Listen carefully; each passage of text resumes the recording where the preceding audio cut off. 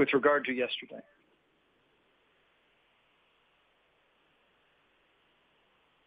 What happened in Charlottesville was a tragedy. Charlottesville, Virginia, is a beautiful community, a university town with a rich heritage. President Santos' son just graduated from the University of Virginia, and the president himself spoke on that campus. And what occurred there, as local and state officials have said, is in no way a reflection of the good and decent people of Charlottesville or of America. Of what happened there. Yesterday, President Trump clearly and unambiguously condemned the bigotry, violence, and hatred which took place on the streets of Charlottesville. Our hearts go out to the victims of violence that ensued, to the family of the young woman who lost her life, the families of the 2 police officers who fell in the line of duty, and all of those that are injured. We have no tolerance for hate and violence from white supremacists, neo-Nazis, or the KKK. These dangerous fringe groups have no place in American public life and in the American debate, and we condemn them in the strongest possible terms. The president also made clear that behavior by others of different militant perspectives are also unacceptable in our political debate and discourse. Our administration is bringing the full resources of the Department of Justice to investigate and prosecute those responsible for the violence that ensued yesterday in Charlottesville, and we will hold them to account under the law. The president's call for unity yesterday, though, was from the heart.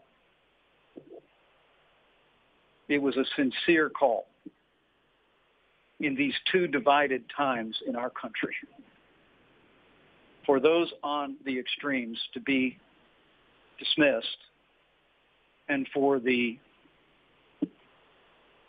vast majority of Americans who cherish freedom, who cherish justice for all, to come together in new and in renewed ways. I will say I take issue with the fact that many in the national media spent more time criticizing the president's words than they did criticizing those who perpetrated the violence to begin with. We should be putting the attention where it belongs, and that is on these extremist groups that need to be pushed out of the public debate entirely and discredited for the hate groups and dangerous fringe groups that they are. The truth, as President Santos knows, is the overwhelming majority of Americans, I would say, with very few exceptions, cherish the values that are at the foundation of our nation. They're the shared values that we have with the people of Colombia. And in the aftermath of yesterday's violence, and on this Sunday here in Colombia, I think is a good time to pray. To pray for those who lost their lives yesterday, to pray for their families, to pray for the injured, but also to pray for greater unity in America that I believe will come.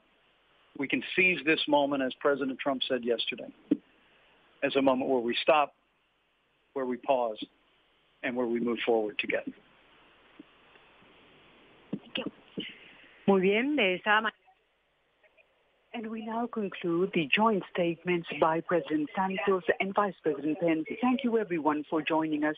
And to our TV viewers, thank you for following this special broadcast from Cartagena. Have a very nice evening.